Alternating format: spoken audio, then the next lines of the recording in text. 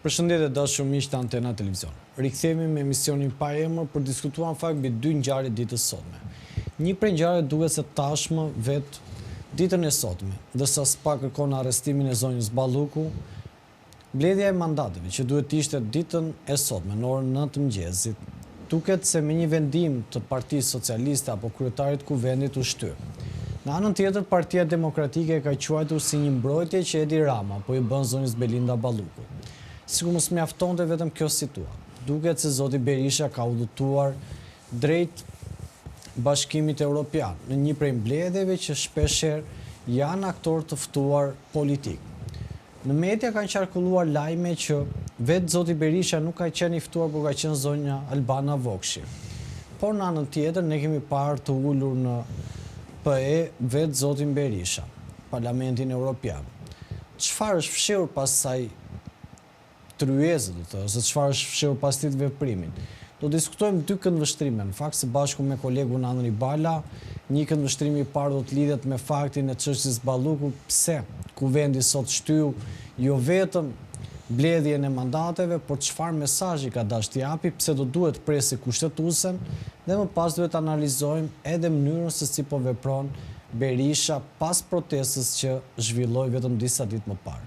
Këto dy këndvështrime do diskutojmë fakt për të ndarë mendimet tona mbi këtë ngjarje dhe mbi këtë zhvillim. Andri.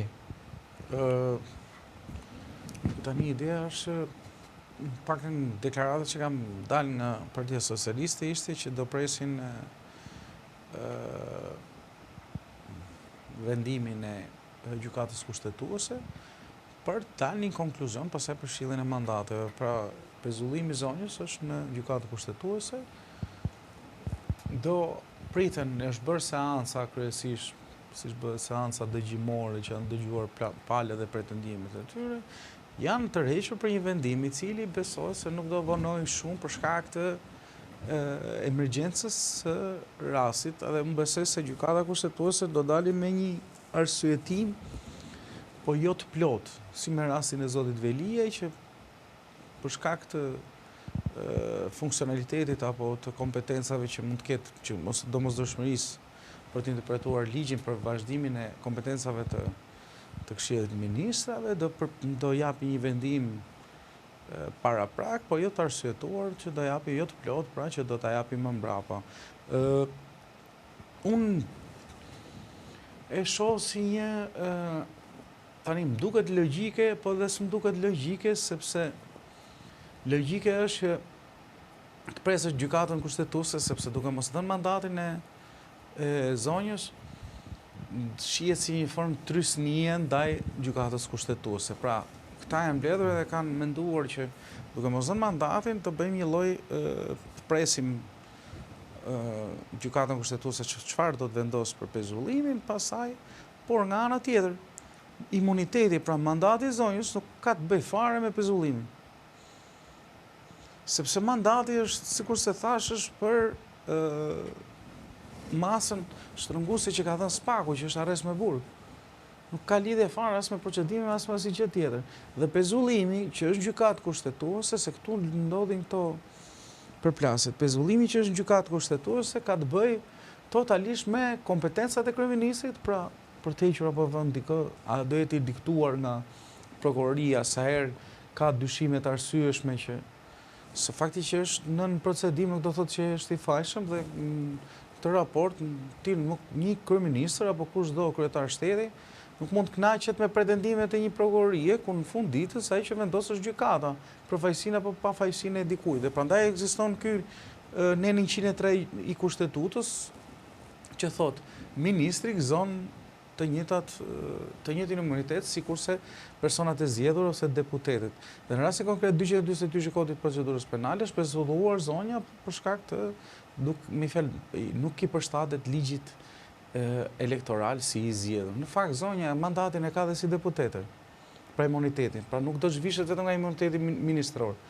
Pra si deputete, i ikën mandati deputete, si ministre apo zëvendës kryeministre. Kështu që në këtë koncept janë dy çështje të ndara në gjykimin tim, po që në thelb bashkohen në një pikë që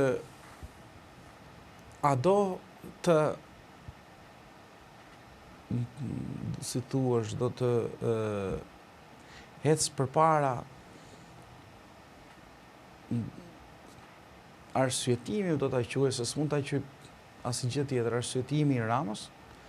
Pra, Rama do e mbaj fjalën që ka thënë që unë nuk lëshoj më asnjë ministër, deputet përballë organit akuzës, se këta janë kthyer një republikë prokurorësh, po në termi republikë prokurorësh e kanë konceptin e paqartësisë juridike që organi i akuzës i ofron qeverisë dhe paqartësisë për të provuar fajësinë e subjekteve të SPAK-ut.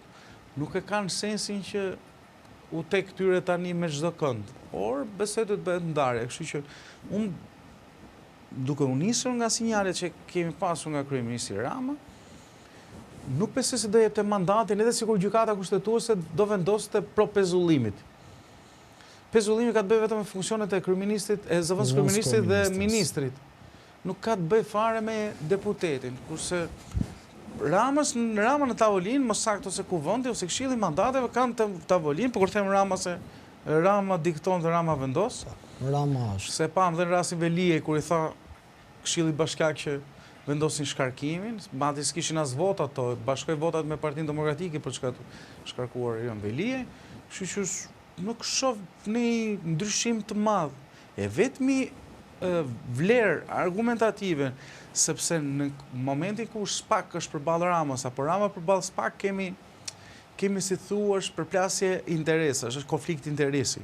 Pra kemi njërën palë që thotë që subjektet tona Rama trajton çështjen sepse në Balluku, në gjykatë kushtetuese, thash dhe njëherë, nuk ka shkuar si Balluku.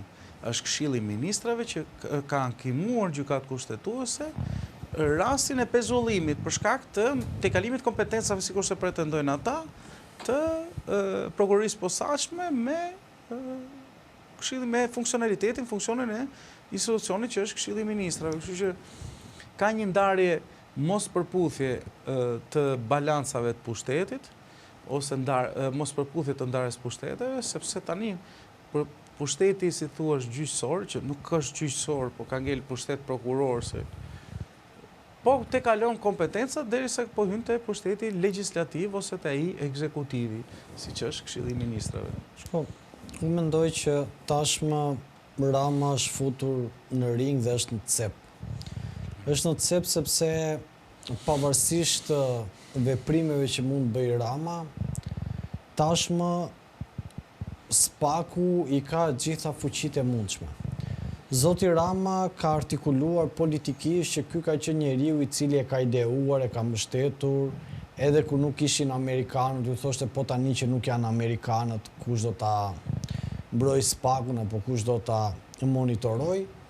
Dhe tashmë është përballë sfidës më të madhe që ai ka. Vetë zoti Rama ju e thot me drejtë që në çdo moment ka artikuluar që unë nuk lëm asnjë ministër. Jo, tani, se tani ka nisur. Edhe tani tha, edhe mos guxoj njeri Po se tani është përfshirë vet ai. Po, mos guxoj njeri, tha, mos kapi telefonin tim, tha, vit guxoj njeri të marri telefonin tim, apo siç bëri janë nga një kompleks si një oligarku, foli për një çështje ku vetë oligarku ishte i përfshirë. Për këtë skandalin e Limanit. Portit Limionit, që është? Limionit, po. Se Limani është port. Po, Limionit. Në këtë kontekst, vetë Rama tani ka një prej sfidave më të mëdha. Unë shpeshherë kam thënë, konteksti nuk është përballja me SPAK-un, sepse këta prokurorë këtu kanë qenë në Shqipëri. Dhe ne e kemi parë produktin që këta kanë pasur dhe kur kanë qenë nën influencat e politikës tonë. Përplasja e Ramës nuk do të jetë me Klodian Braun, duke qenë se zoti Braun është kreu i SPAK-ut apo me institucionin e SPAK-ut. Përplasja e Ramës do të jetë me aktorë të cilët e ideuan, e konceptuan dhe e mbështetën këtë projekt. Duke qenë se SPAK-u ka qenë një prej pikave kryesore që dhe rruga për në Bashkimin Evropian, pra kapitulli i parë që ne na uap, mbështetej plotësisht tek puna e drejtësisë. Zoti Rama sot gjendet përballë një presioni të vazhdueshëm.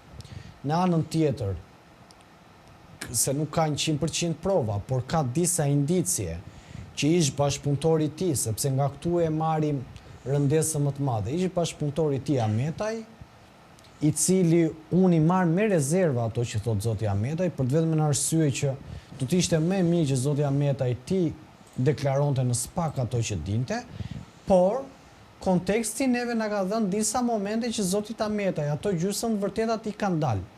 Si në rastin kur fliste për Agasin, Gjys Agasin, koordinatorin e krimit që quante ai, si në rastin kur fliste për zonjën Balluku për tunelin e Llogaras, dhe si në rastin kur fliste për Duranën apo parkun që po bëjnë tashmë. Në këtë kontekste, zoti Rama tani është përballë presionit publik, është përballë korrupsionit madh që ka krijuar kjo qeveri, përballë një trysnie diplomatike që ndërkombëtarët apo të Shtetet e Bashkuara të Amerikës e kanë cituar që korrupsioni minon demokracinë dhe stabilitetin në Ballkan, dhe gjithashtu një presioni të vogël në optikën time nga opozita, për shkak se vetë zoti Rama e menaxhon opozitën sot që në këtë situatë ku është. Por sot është në një sfidë ku vetë zoti Rama, nëse zgjedh me imunitet ta mbrojë zonjën Balluku, ai atëre unë mendoj që këtu jo vetëm mbreti del lakuriq, po edhe maska të bie në optikën time. Pra zoti Rama nuk do dali me ai njeri i cili e ka mbështetur SPAK-un, por është njeri që po i del ballë për ballë SPAK-ut, dhe këtu mendoj që do të jetë kriza politike që do të prodhojë kjo përplasje.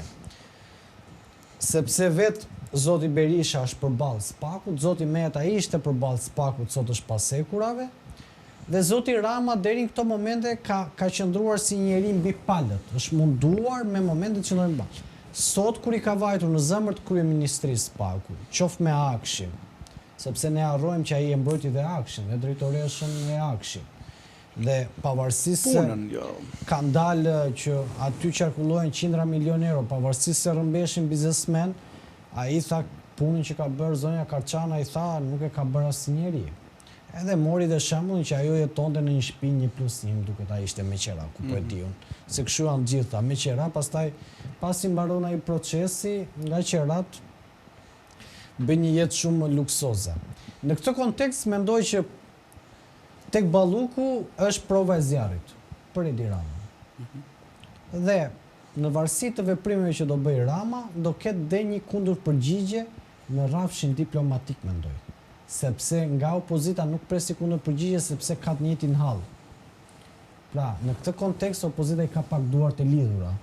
Kështu që në këtë panoram o do të jetë në një dhe Rama do dali haptazi kundër SPAK-ut, por ajo që mua më ngres si pikpyetje, domethënë dhe më jep enigëm, do dua të kuptoj se cili do të jetë qëndrimi pastaj i aktorëve diplomatik.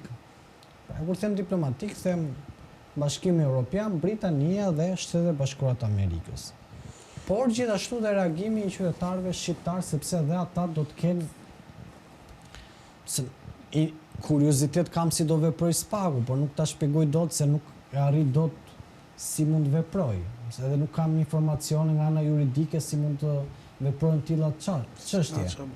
Por po them kjo është ajo që mendoja në këtë sens. Ka vetëm një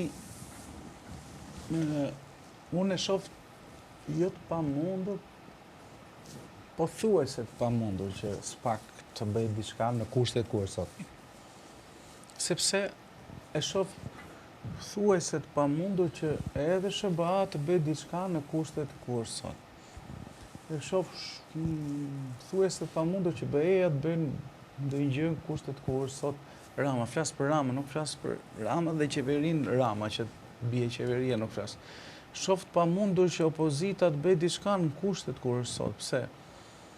E para njerë, Rama nuk është mburoj për sa kohë që çdo kush mund të dënohet.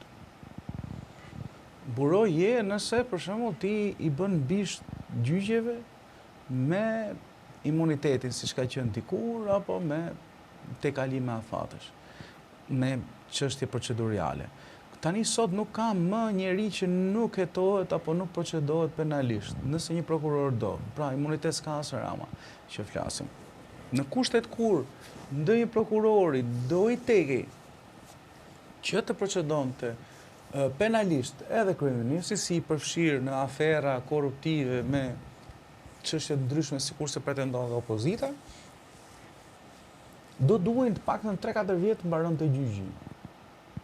Dhe kështë kap dhe mandatin tjetër Rama.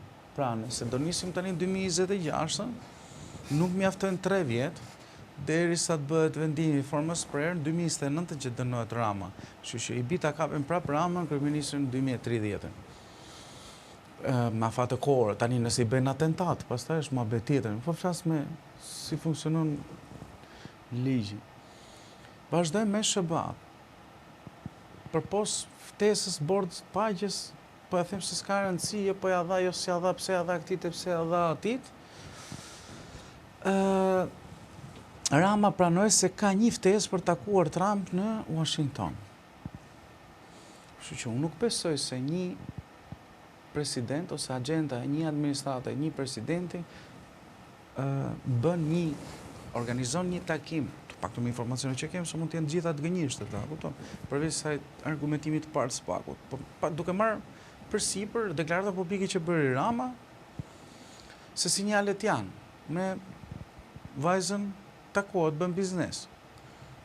Me Netanyahu ishte atje mbajti fjalim Parlamenti Izraelit. Dhe nuk ka rëndësi më se që ishte Rama musliman apo ortodoks apo në debat publik se këto janë se njerëzit merren me gjëra pa vlerë, jo thelbësore, jo po ky tha që ishe ortodokse, s'është aty thirrbe, si është ftuar ai atje?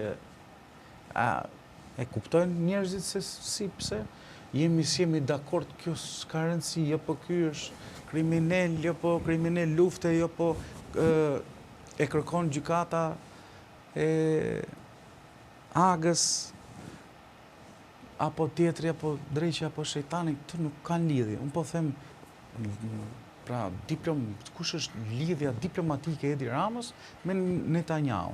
Dhe kush është lidhja diplomatike Netanyahu me Trump dhe Shtetet e Bashkuara të Amerikës? Apo jo? Se ndoshta presidentët ndryshojnë në Amerikë, po qasja e SBA-ve me Izraelin nuk ka ndryshuar ndonjëherë. Si projekt flas. Kemi, thash dhe njerë, rastin kur me vajzën presidentit të bën. Tani, unë nuk e shoh pothuajse të pamundur, që në rast se presidenti Trump fton për një vizitë në SBA kryeministrin Rama, dhe vizitat bëhen gjitha në fillim të vitit. Pra bëhet një kalendar që bëhet në fillim vitit, agjendës që ka presidenti, nuk është se përpos ngjarjeve të jashtëzakonshme që niset ka ngjarje që jashtëzakonshme që mund ndodhin për një vizitë apo për një takim, por çka janë të planifikuar si rasti i Ramës që nuk ka një vlerë në arenën botërore që po takojnë këta të dy se do sjellin paqen ku dëgjon nazi apo ndonjë vend tjetër të Europës apo botës, janë agenda të mirë organizuara dhe që bën fillim vitit për të gjithë vitin. Kështu që kjo lloj agjende mua më thotë që Shtetet e Bashkuara që mendoj se kanë zgjedhur si mekanizëm SPAK-un për të goditur Ramën, nuk janë kundër Ramës si kryetar i qeverisë, as kundër Ramës si kryeminist dhe as nuk pritet që ta godasin nëpërmjet SPAK-ut për t'i kryer dëm për sa kohë është dhe në detyrë njëri, besoj unë. Nuk mundet që presidenti i Amerikës të lejojë dhëntrin dhe vajzën e tij me një shtet trafikant, si quajnë këto narkoshtet, të bëj biznes, qoftë edhe takohet.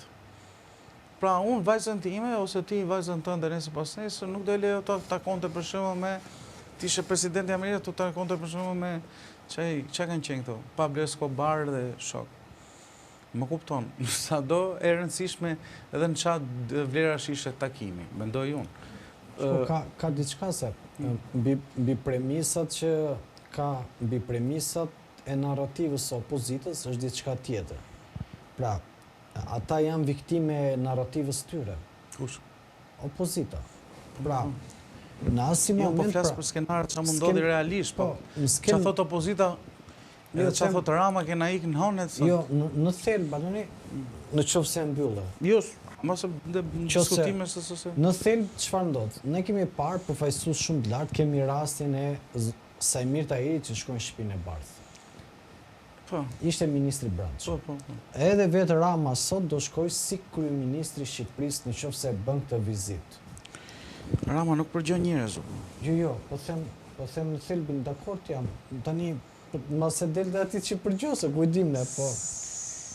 Në thelb, çfarë ndodh? Ne duhet i ndajmë. Ti e di shumë mirë sepse ndryshoi historia me Sajmirin. Me detaje nuk e di, Po me detaje, po. Di që ka doli ajo pajisja atyre që përgjonte gjithë Tiranën, po kaq di, nuk e di më shumë. Po ai përgjonte miqe Ai kundërshtar. futi gjithë pastaj Kështu thojnë paktën siç janë pretendime, po atë nuk ta... Ata dolën një serb, nuk domethënë... Por unë kam mbrojtur Sajmirin atëherë kur jeton masën, që dolin të arrestonin. Sipas logjikisht se po i bëj padrejtësi nga partia, po. Në atë kohë, Anëri, sipas informacioneve që dolën, ishin 3-4 eksponentë që përgjonin gjithë Tiranën. Po. Dolën, domethënë, ty në Tiranë nuk dilje dot se ata kishin... Por s'merre vesh ai përgjon ta përgjoj, po kështu thuaj, se ai ishte edhe paranojak edhe në mesur, kishte aparatura për... E gjeti ai, kishte faj. Gjeti zvans ministrin e LSI-s që i kishte dhënë çipën poshtë tavolinës. Atë e gjeti. E kuptove që ishte luftë spionash. E kupton, aty nuk kishte faj ai edhe aty ishte e kuptueshme. Po çfarë ndodh? Ne duhet ndajmë diplomacinë nga strategjitë që ka Departamenti Amerikan Shtetit për Ballkanin. Po. Dhe duhet të ndajmë narrativën që ne i vendosim aktorëve politik Shqipëri me investimet që bëjnë apo që vinë të huaj dhe duan të investojnë. Pra, në asnjë moment amerikanët, nëse do duan të çmontojnë këtë sistem, kanë ngritur vetëm institucionin e drejtësisë. Po. Dhe këtë institucion e drejtësisë kanë dhënë gjithë mekanizmat që ai të veprojë. Me një suport kuptohet që aty janë Shtetet e Bashkuara të Amerikës, sepse përfaqësues Departamenti Amerikan të Shtetit, të paktën këtë një vit, kanë ardhur kanë takuar vetëm zotin Dumani, zotin Brau. Po. Në këtë pjesë, unë i qëndroj me një anë. Pra, Amerikanët nuk kanë strategji për të rrëzuar Ramën nëpërmjet SPAK-ut, por SPAK-u duke e çuar Ramën, pra, qofse sot i ka hyrë në zemër të kryeministrisë, qofse i afrohet akoma më shumë, vetë Rama do të jetë i kushtëzuar. Çfarë do bëj? Atë nuk e diun se çfarë do bënte Rama. Jo, në kushtet ku është sot që është i kushtëzuar, çfarë do bëj? Do heqi dorë nga mandati, do thotë hajde më arrestoni. Jo, nuk e heq dorë nga mandati. Madje unë mendoj që Rama mund... Do thotë hajde më arrestoni se unë ka bërë gabim më kapët. Madje unë mendoj që Rama mund ta shpërsoj, por në kontekste politike... Shkojmë të 2030 apo? Jo, po them, nuk kam thënë ndonjëherë që Rama ikën sot apo nesër. Unë kam thënë që Rama po një ditë do ike edhe një ditë mundohet, po flasim kontekstin... në varësi të ngjarjeve, ngjarjet zhvillohen sot. Do të thotë edhe diçka tjetër. Koha ka treguar në marrëdhëniet diplomatike, ka treguar që shtetet e fuqishme për marrin lider të cilët nuk kanë një emër të mirë në vendin e tyre, për nuk po i themi as autokrat, as despot, as despot ndjes. Dhe as po të themi diktator, por kemi parë në disa momente që lider caktuar, pasi kanë bërë këto xhirot e PR-it, në fund mund të kemë përfunduar me pranga, mund të kemë përfunduar narrativ. Po, patjetër. Kështu që diplomacia apo kontekstet nuk është si garanci që ty të mban. Garancia është çfarë ke prodhuar në tokën tënde. Sot Rama gjendet përballë këtij trysnie, e cila ka krijuar një qeveri e cila më shumë ka punuar për vete se sa për qytetar. Në këtë kontekst, Edi Ramës po i humbet dhe narrativa, po i humbet dhe shkëlqimi, po i bie dhe propaganda. Po nuk i bien votat, ky është problemi, sepse në thelb është kryesorja. Në thelb janë votat. Nëse atij i bien votat, ka rënë numër votash atëre po. Po me që si bien, se ka problem Rama se është i mërzitur filani apo Fisteku që mendon se Rama është i korruptuar. Nuk e ka problem Rama fare se i kanë rënë 20 veta, 30, 40 veta në burg që kanë qenë pjesë e qeverisë tij, se ai ka treguar që s'do t'ia di. Për shkak se bëri zgjedhje të reja dhe fitoi më shumë mandate në një qark apo një qark tjetër. Ta mbajmë në çdo mënyrë. Atëherë nëse Rama nuk bie nga pushteti, mund të rri aty edhe 12 vjet tjera. Këtu është problemi i opozitës, që opozita duhet gjej gjuhën. Por opozita ka problem, prandaj po them, jo, mes vetes, por problemet mes vete këta i kanë akoma më keq. As mes vetes, Dhe prandaj Rama sot është komod. Një sekond, edhe një diçka tjetër. Këta dhe nëse bëhen bashkë, nuk është garanci se fitojnë.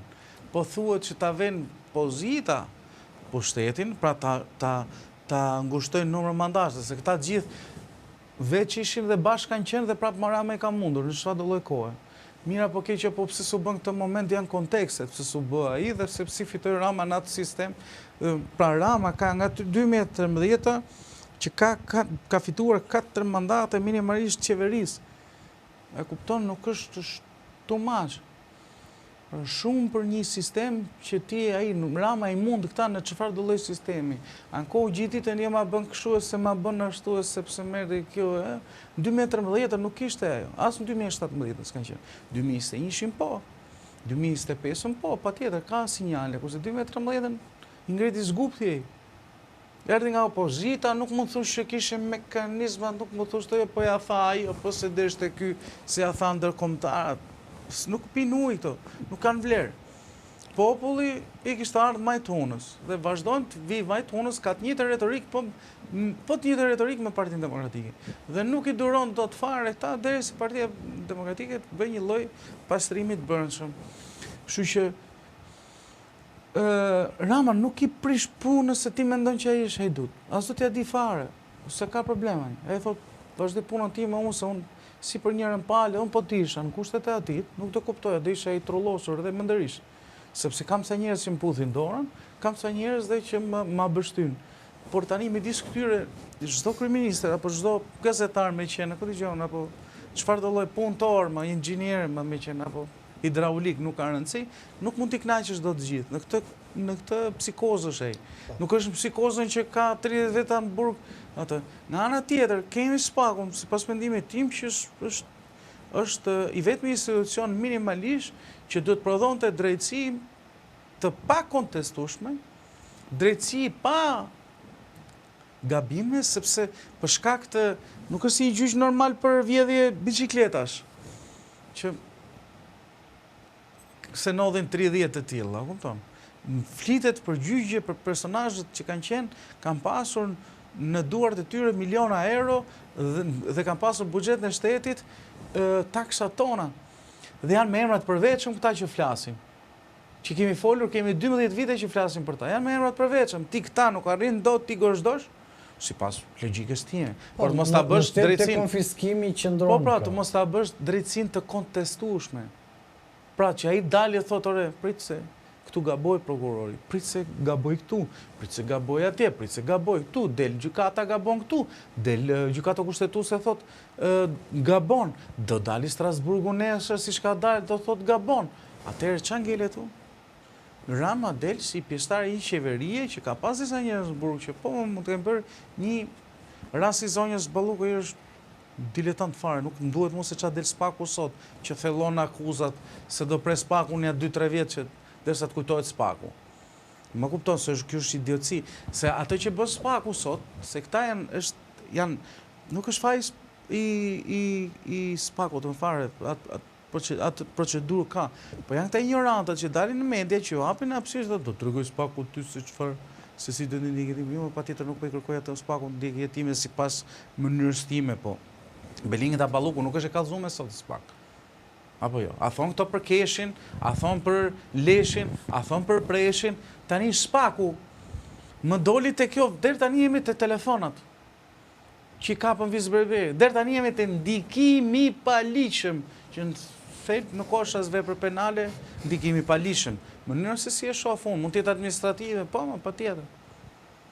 Po e bën vepër penale sikur çka ka bërë. Kjo merret tani edhe me denoncimet që ka bërë Metaj, se duhet ta marrësh komplekse si prodhohet ajo. Ore është ndikimi pa ligjë thot spaku, më ligjërisht, nuk po them ligjërisht, nuk po të heq asgjë, po them kjo zhurma e madhe mediatike, një qëndron sepse zonja Balluku kishte një emër dhe një aureol shumë të fuqishme pa godimin e Spaku. E dyta shoqëroi nga deklaratat e Ahmetaj që thoshte plasi këtë brenda, çoj këtë, kishte këta, bëri 50 milionë euro këtu dhe u bën gjitha bashkë. Nuk po ec, unë po them që nuk po them se çfarë bëri, nuk po them pse vodhi Bela dhe si zhurmë. E kuptoj më si zhurmë. Zhurma nuk më duhet mua pse njëra palë mendon se vodhi Bela, tjetra palë mendon se nuk ka vjedhur, s'ka bërë asgjë gjithë keq, dhe tjetra palë që ishte me këtë po rrëfen që kjo është fajtore. Unë nuk merrem fare me fjalë.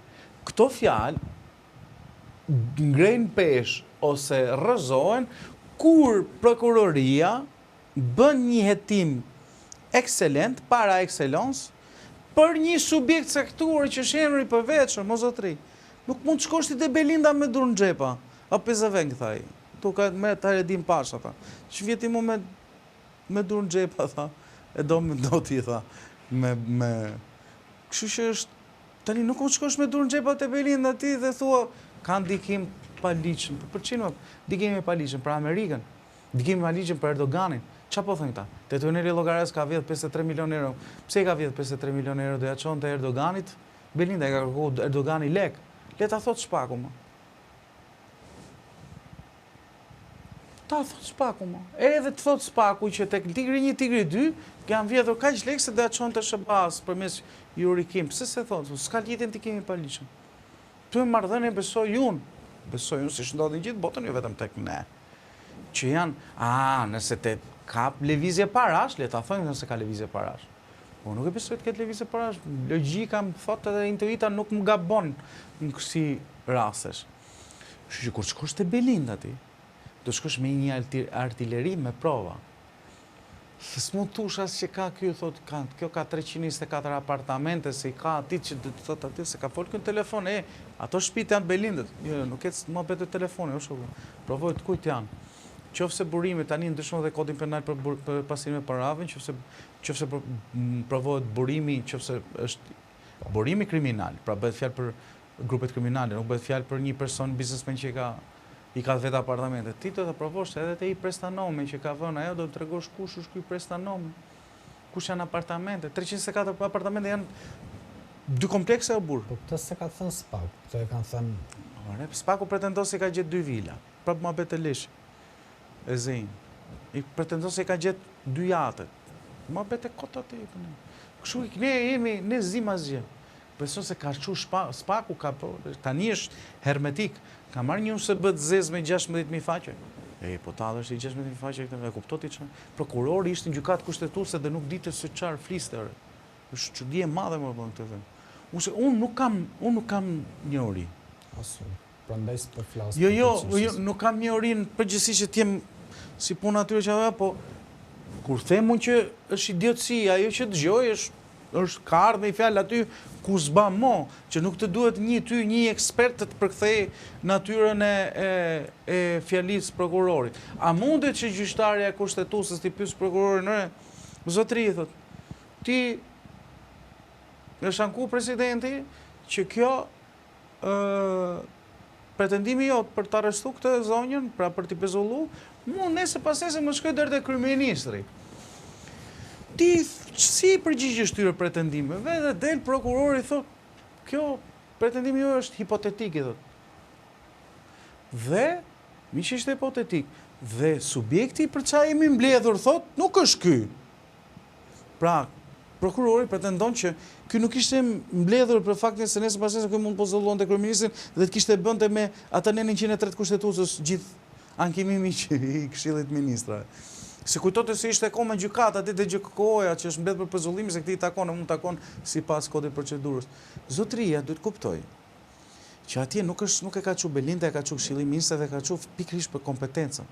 Që prokurori, jo vetëm ky, po nesër pas nesër kur të mbaroj ky sistemi i këtyre kokshtremsave, mos shkoj në një prokuror i zakonshëm të marrë të pandehur një ministër, deputet apo cilin do, dhe ta pezulloj si do ti deri te kryeministri, sa herë do ai, ta bëj zgjedhje sa herë të ketë qef ai, prandaj është imuniteti institucional dhe për kompetencat që ka një organ me një organ tjetër. Prandaj është ndarja e pushteteve. Po ky prokurori nuk e dinte, tha si më mbledh, nuk është ky subjekti për çfarë më mbledh. Ky se dinte për çka kishte shkuar vëlla. Ky kujtohet se kishte shkuar për fajësinë apo pafajësinë, nuk diskutohet fajësia apo pafajësia aty. Nuk doli gjykata kushtetuese thotë që Belinda është e pafajshme dhe ne nuk do e pranojmë pezullimin. Dhe nëse e pranojnë apo se pranojnë pezullimin, vendos gjykatë tjetër penale. Nuk merret e faktit, nuk merret kjo gjykata kushtetuese me këtë pjesë. Prokurori se dinte. Me fjalë, kjo është gjë më elementare që mund të kuptosh. Doli Asim Vokshi, ishte ai gjyqtari se e nisëm dhe i ditë i tha që ky rasti i zonjës është i paprecedent, na ka bëu vaginë herë që një prokuror të pezullojë një zëvendës kryeministër. Apo ministër, nuk ka rëndësi. Tani do ta trajtojmë si rasti pa precedent. Në momentin që këta marrin një vendim të argumentuar mbi rastin, ky kthehet precedent. Pra, nëse këta pezullojnë Ballukun, kush do e çojë nëse një ngrihet bravo pezullon Ramën? Se beson. Besoj të jetë një dhe atë pozita. Njësoj, identik. S'ka pikë ndryshimi. S'ka pikë ndryshimi. Fare, nga kryeministri, pa pyeti gjyqtari kushtetuese, nga kryeministri tha dhe të gjithë. Mendoj unë se kryeministri është një ta shpjegoj. Jo, mos ka Këshilli i Ministrave është thjesht është ai koka dhe janë dhe këta. Po, në sensin mund të kenë një kuadër ligjor më të fortë. Jo, s'ka fare, është njësoj. S'ka më dhe fare. Nuk ka është njësoj. Po ta marrin në rastin e, më fal, të marrin rastin e Berishës. Berisha pse është e dosja partizane? Si njeriu që ka favorizuar. Po, favorizuar nëpërmjet të Këshillit të Ministrave. Këshillit të Ministrave. Shumë bukur. Pra është një vendim kolegjal i Këshillit të Ministrave. Tani ta marrëm për një moment që ky zotëria shpallet fajtor. I bie që ka bërë bashkë me ata që ka aty për rreth. Në logjik, s'ka vepruar vetëm ai. Po, por një sekondë, për se do dalë në vend tjetër. Nuk ka vepruar vetëm ai. Ai ka vepruar bashkë me ministrat. Apo jo? Se është vendim kolegjal, valla kanë vendosur ata të tjerët. Pra masa ka marrë një vendim për ta bërë këtë gjë në mënyrë të diçka. Tani, ky Berisha në kushtet, ta them se s'është sot ish kryeministër, ish spaku para X viteve. Ngrihet spaku për shkak të mungesës imunitetit, atëherë ka qenë ndryshe, po e hedhim Berishën me dosje partizane, e marrim, e katapultojmë nga ajo kohë e vendosim sot. Del një prokuror si Dritan Prençi, rastin e Berishës se ka Dumani me Krajën, mos gaboj. Apo Kraja ka Metër, nuk e di tani. Se di si ja, mos të them. Po pak rëndësi ka, se s'm duhet. Dhe dalin këta tani dhe i thënë Berishës, o vlla, ti do... S'kemi zë? Jo. Më rregull jemi, se më tërneme, se na ka shbërë ky zëri si... Ti e shikoj dhe orën se jeti për tiku, po? Ja, më kam kohë sa tushëm, sigur do bëj flokët parokëri. Më shumë ka mall dhe zëri tjerët. Del Berisha sot, tani e thënë Berishës, orti zotëri, thënë. Këtë vendime nga marrë bashkë me ministrat e tjerë. Unë besoj se ti këtë ke konsumuar një vepër penale në bashkëpunim me disa nga ministrat e kabinetit tuaj. Dhe marrin tani i fusin i pezullim, se këtë pyetje është ja bësh Berishës, se çfarë po kërkon ky zotnia sot, se mos kishte ramene tani më kujtuar. Tu bë se kështu se po brainstorming që bëjmë diskutime, tani më kujto Berisha e ka kry kput. Pra favorizimi ishte kjo, ndikim i paligjshëm, shpërdorim detyre. Ndikim i paligjshëm që kanë ndikuar te ministrat e tij për të bërë këtë gjë, për të favorizuar Vondrin. A është kështu apo s'është? Kështu është. A ka bashkëpunuar ministra del spaku, një prokuror si Dritan Prençi thot Berishës o vlla, pezulloj ty e në gjithë ministrat që ti ke bashkëpunuar linja me fjalë, pra ministri financash, mbrojtjes, a bujqësisë, a mjedisit, a ku dëgjon çfarë prekeshin në atë kohë, me prefekte, me ku dëgjon që ishin në atë kohë, më fali, vetëm të lutem, e të marrë argumentimin. Dhe i thot ju pezulloj. Pezullone. Ku si zëvendësohet? Kam një pyetje, ja. Po, ma thuaj, po. Tani, a është kjo një licencë që ty të legjitimon parimisht të vjedhësh dhe të abuzosh me detyrë? Jo, fare, s'ka fare. Pse s'është licencë për të vjedhur Se tani, për të abuzuar? Prit pra. Në sensin jo, vetëm të Sepse them licenca diçka ka. se këtu të pyes nuk e kam. Sepse çfarë ndodh? Tani, secili prej dëgjoj Berishën thot vendimi i këshillave, dëgjoj Ramën se këta kanë Si më fal, vendimi Këshillit Ministrave. Këshillit Ministrave. Po kolegjiale është. E lën vendim kolegjial. Po. Dhe çdo aferë këtu në Shqipëri të paktën është fshehur mbas vendimit kolegjial. Ora ashtu funksionon. Ore dakord. Por Ti duhet të provosh që Berisha ka marr para ose ka diskutuar dhe ti ke prova që ka diskutuar që ka bërë këtë gjë për të favorizuar pikërisht personin. Jam shumë dakord. Pra në emër të drejtësisë bëhet pa drejtësi, ose në emër të për t'i bërë favor, sa ty kanë përfituar me mira vetë. Po t'i marrë gjithë vendimet kolegjiale, kështu me këtë me logjik. Ata thonë diçka, do më thënë, se s'do mere me rastin e Berisë, po ta marrë si me rastin e Berishës, s'ka në një gjë, tani u kujtova, ta thëmë sinqerisht për zotës. Më duket se Spaku ka dhe një bisedë Ministrit Ishte ai Financave muhabet kod. Me Gencerulin. Muhabet kod.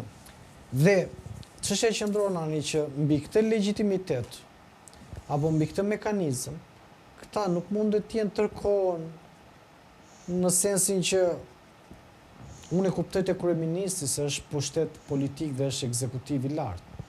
Por tek pjesa tjetër nuk mund të përdoret i njëjta mekanizëm, se pastaj ata I bie që mbi këtë mali dashur. Nuk ka lidhje kjo me fajsinë, nuk është prit pra. Nuk është kjo as kartë për të vjedhur. Se një njeri o vjedh o s'vjedh, kaq është. Tani ti fakti që ke vënë kufi për të drejtën tënde, prandaj janë këto nenet më në kushtetut për të ruajtur dhe grushteti, se pas e kthehet grushteti modeli prokuror, pse mos ta marr nga krau tjetër unë, një sekond. Pse mos ta marr nga krau tjetër që është një prokuror që paguhet nga agjenturat tuaja, për shembull serbe ose ruse, ti se kot më. Jo, shumë mirë me ja fus kot. Po, jam dakord mbi premisa. Fantazojmë premisa, perspektiva është që del një prokuror I paguar ose agent serb ose rus, pra që ka qëllime negative dhe të sulmon. Si do e parandalosh? Se do e parandalosh? Se bën dot pra. Nuk e bën dot. Nëse këta nuk bëjnë dot asgjë, çaj? Jo, se parandalon dot, po të japësh të fuqi që ai të pezullon kur do ti, kur do ai. Ata nuk e ka. Prandaj është debati kushtetuese. Kurse ai ka të drejtën ta hetoj, ai ka të drejtën I dhan fuqi Spakut me 140 vota? Po nuk I dhan që ti vrasje. Jo, po them, ai dhan 140 me 140 vota. Po mund të bëj drejtësi, nuk I dhan të bëj pa drejtësi. Të bëj drejtësi. Në atë mekanizëm që Spaku e kishte ngritur, kështu e dinin ata ta bënin drejtësinë. Po. Tani, në këtë situatë, në këtë lojë, me të mirat, me të këqijat, me defektet, pa defektet e Spakut, më thuaj cila zgjidhje. Nuk po them zgjidhja që ta japësh ti, zgjidhja është e garantuar. Zgjidhja, se tani ata, të më ti, e di si është kjo puna ne? E merr të vogël, e ushqen pitbullin vetëm me mish dhe me gjak, dhe pastaj I thua, thua se jo, problemi këtyre ti do ash edhe gjëra jeshile, do jesh dhe vegetarian. Tani në këtë kontekst më jep zgjidhjen mua. Zgjidhja është se këta kur I ka dhënë mbrojtjen ligjore, I kanë dhënë dhe këto kompetenca, I kanë dhënë dhe rrogat e larta. Kanë ta kaluar të kompetencën. Nuk e atyre u lejon ligji se askush nuk po thotë që ore ka probleme në ligj sa dush për gjëra që nuk janë parë kanë 30 vjet, se këta bën sistemin. Çfarë kanë bërë? Tani sot më thuaj si bëhet. Prit pra. Sot në këtë vështrimin. Bravo, kjo është e bukur. Si është sot? Tani, ai bëra një shkrim që parë dhe kishte të bënte me mënyrën se si janë trajtuar shqiptarët deri më sot. Pra, sot shqiptarët deri më sot janë trajtuar njësoj siç po trajtojnë politikanët. Dhe ne na vjen mirë. Se shumë mirë që ata qera ata njerëz të poshtër po e provojnë në lëkurë se çka kanë provuar disa nga ata tjerët që nuk e meritonin këtë gjë dhe gjithmonë çmimin e drejtësisë e kanë paguar me lek. E duke qenë pafajshëm, përmes po të këtyre njerëzve janë po njësoj, po prap ta. Të njëjtët prokuror, se nuk na dolën nga, ta kam thënë, nuk na kanë ra nga qielli, nuk janë as të ri, është po Dumani që ka qenë te krimet e rënda, Prençi, Të njëjtë, Ladmara, Brau, Dreqi, Shetoni, se si di tani të njëjtët janë. Po pra, Benjamin Franklin thoshte diçka, që drejtësia nuk do vihet në vend normal, derisa ata që kanë qenë të paprekshëm nuk do të indinjojnë njësoj si ata që janë. Pra, unë nuk pris nga Rama, as nga Berisha, as nga Meta dhe as nga as një subjekt tjetër politik, por dhe këtyre që janë pas, që të përfitoj drejtësi ose këto të bëjnë mekanizma të shëndetshëm shtetëror, që drejtësin të marri njësoj edhe ky gomari, edhe ky që na vodhi, edhe unë që s'kam vjetë gjë, edhe gjithë qytetarët e tjerë.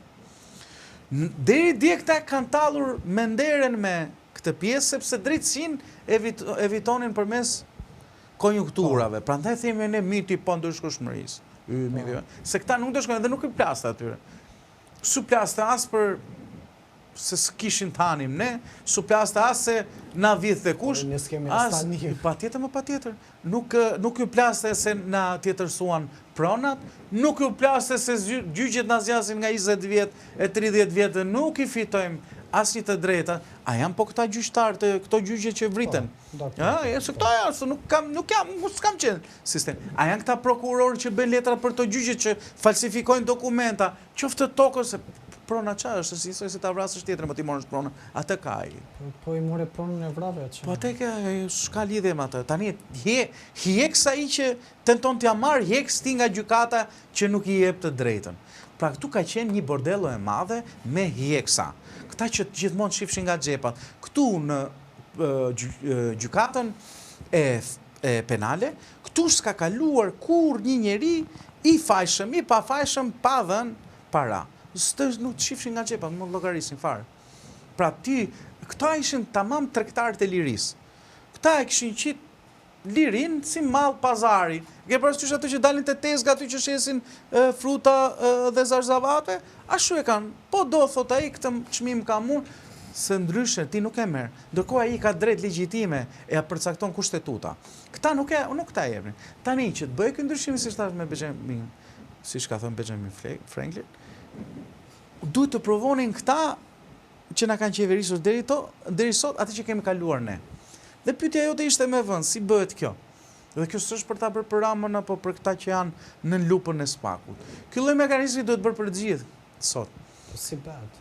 Po duhet mblidhet dikush ta bëj që kompetencat e këtij të mos jenë kështu. Ky tjetri që kur te kalon kompetencat të shkoj për shpërdorim detyre, shkoj dhe në burg prokurori. Për mendimin tim. Si mjeku mo që vret. Çfarë do thënë? Si? Për çfarë u ngrit ky mekanizëm? Se ti mbi premisat e tua je shumë të saktë. Një sekondë, nuk u ngrit mekanizmi që këta të bëjnë kasapan. Jo kasapan. Se nuk bëhet fjalë, normal, po nuk është mekanizëm që bëhet fjalë për Ramën, për Berishën, o vëlla, se do iku Berisha 80 vjeç, edhe 20 vjet tjera. Do vdesim ne, po mbas nesh nuk ka më jetë o vëlla, mbaroi bota. Do ket. Po flasim për këta që do vinë mbrapa se ne morëm mbaron. Mos besja ai që tha i dashi mundësi Shqipërisë. Jo, ideja është nuk ka lidhje ajo fare. Unë po them tjetër gjë. Ne nuk mund bëhemi si ata që na kanë qeverisur deri tani dhe s'mund të ecim po prapë me tjetën hapa me atë që na lan këta. Tani fakti që po bëjnë se kemi spakun, njësoj si kishim më përpara drejtësinë, unë po them ka nevojë për përmirësim, se kush e bën përmirësimin as më kërcet fare mos m'duhet. Nuk e përcaktojnë, përcakton populli.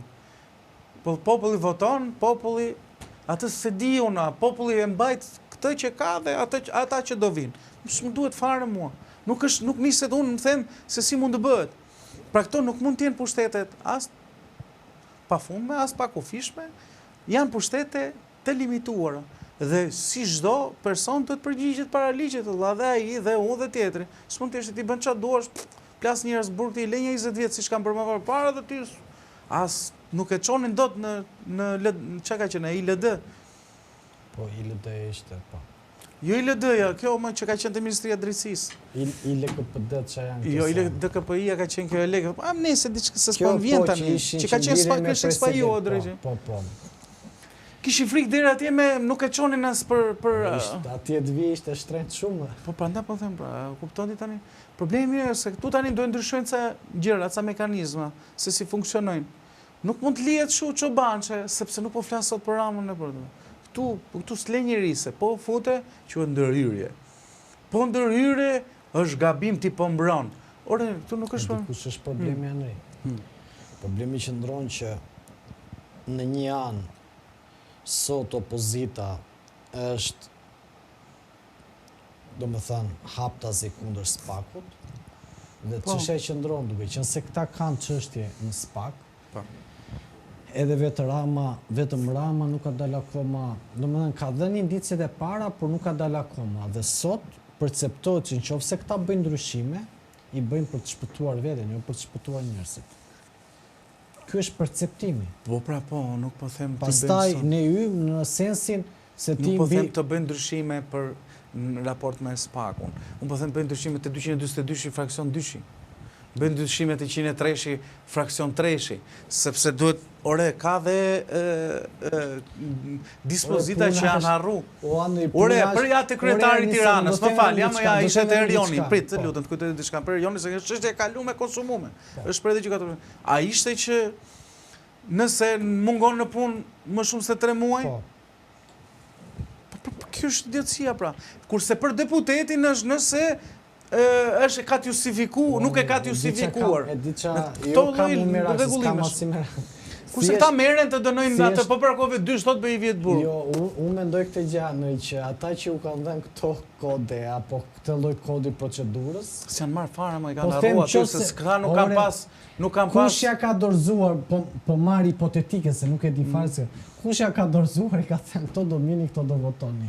Edhe ata tani nuk i thon dotacion më.